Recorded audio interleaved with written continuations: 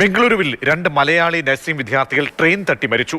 തിരുവല്ല സ്വദേശി ജസ്റ്റിൻ, റാന്നി സ്വദേശി ഷെറിൻ എന്നിവർ ചിക്കബെന്നാവര സപ്തഗിരി കോളേജിലെ നഴ്സിംഗ് വിദ്യാർത്ഥികളാണ്. കെ.ബി. ശ്രീധരനുണ്ട്. ശ്രീധരൻ, എപ്പോഴായിരുന്നു ഈ അപകടം സംഭവിച്ചത്? എങ്ങനെയായിരുന്നു? ഇപ്പോൾ ഇരുവരുടെയും മൃതദേഹങ്ങൾ മലയാളികളാണ്. എവിടെയാണ് ഇപ്പോൾ സൂക്ഷിച്ചിട്ടുള്ളത്?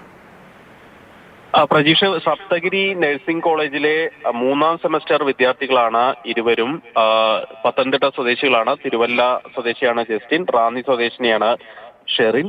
ഇരുവരും ഭക്ഷണം കഴിച്ച് മടങ്ങി വരുന്ന വഴി റെയിൽപാളം ക്രോസ് ചെയ്യുകയായിരുന്നു. ഈ സമയത്ത് പെട്ടെന്ന് ട്രെയിൻ വന്നിടിച്ചു എന്നുള്ളതാണ് കോളേജ് അധികൃതർ നൽകുന്ന വിവരം. ഏതായാലും ഈ മൃതദേഹം ആകെ ട്രെയിനിടിച്ച് കാണാൻ പറ്റാത്ത രീതിയിലേക്ക് മാറിപ്പോയിരുന്നു എന്നാണ് ദൃക്സാക്ഷികൾ പറയുന്നത്.